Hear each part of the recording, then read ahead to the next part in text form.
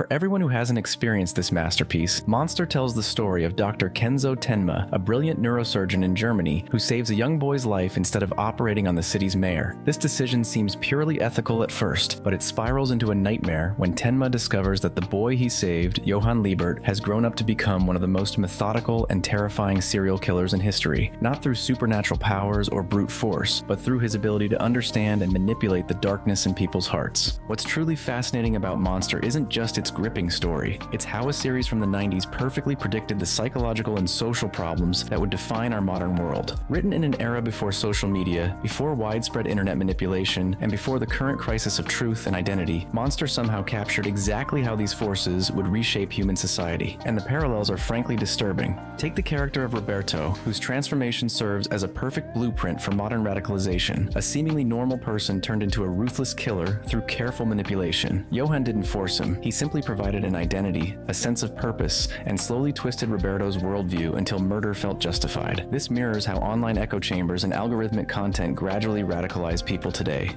Social media algorithms don't just show people what they want to see, they slowly push them toward more extreme versions of their beliefs, just as Johan did with his followers. The progression is so gradual that, like Roberto, people don't realize how far they've strayed from their original selves until it's too late.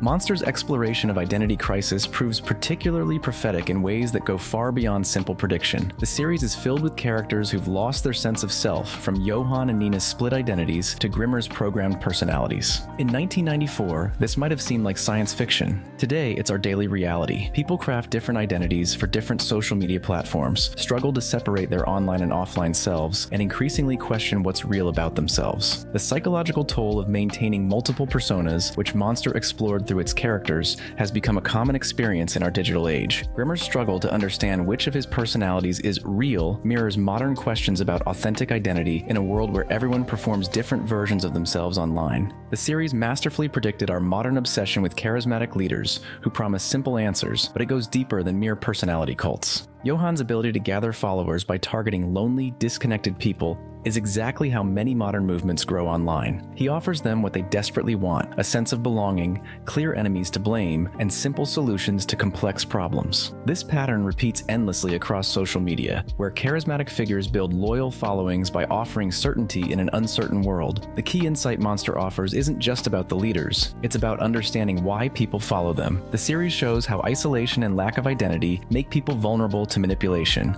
a pattern we see repeated constantly in online communities. Even Monster's backdrop of a divided Germany eerily reflects our current political polarization, but with layers of meaning that become clearer with each passing year. The series shows how societal divisions create perfect conditions for manipulators to thrive, something we're seeing play out across social media and political discourse today. When people feel isolated and societies are split, they become vulnerable to anyone offering connection and certainty. The parallel between the show's divided Germany and our increasingly polarized online spaces shows how historical patterns repeat themselves in new forms. More importantly, it demonstrates how these divisions aren't natural, they're actively created and exploited by those who benefit from them. The Kinderheim 511 subplot particularly resonates with modern concerns about how institutions and systems shape human consciousness. The systematic destruction of children's identities to create perfect soldiers parallels modern discussions about how social media and algorithm-driven content shape young minds. While not as overtly violent as Kinderheim, today's digital platforms similarly shape their users' worldviews through constant psychological manipulation. This facility, meant to create perfect soldiers, mirrors how modern platforms create perfect consumers through similar psychological techniques.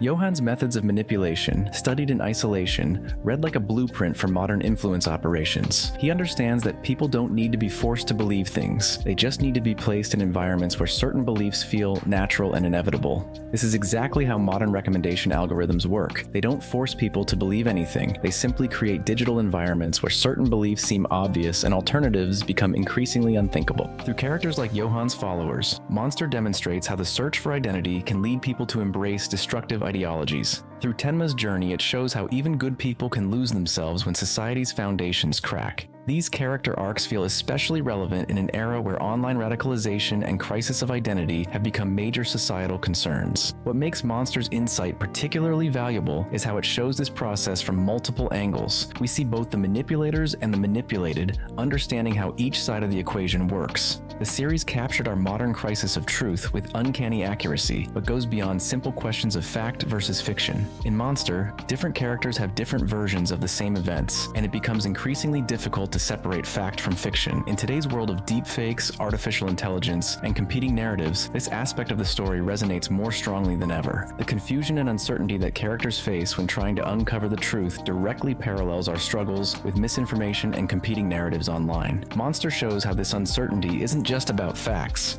it's about how people choose what to believe based on their psychological needs rather than evidence. Monster's insight into human nature remains its most relevant aspect. It shows how our fundamental needs for identity, belonging, and meaning make us vulnerable to manipulation. These same vulnerabilities that Johan exploited now form the foundation of our digital economy. Social media platforms, like Johan, don't force anyone to do anything. They simply create conditions where certain behaviors become almost inevitable. And just like in Monster, once these systems are in place, they become self-perpetuating, creating a cycle of isolation, manipulation, and dependence that's increasingly difficult to break. Looking at Monster today isn't just about appreciating a masterpiece of storytelling. It's about recognizing a warning we received decades ago but failed to heed. The series showed us exactly how our basic human needs could be weaponized against us. While we were worrying about obvious threats, the real dangers crept in exactly as Urasawa showed us, through our desperate need for identity, our vulnerability to manipulation, and our willingness to believe comfortable lies over uncomfortable truths. Maybe it's time we finally started paying attention.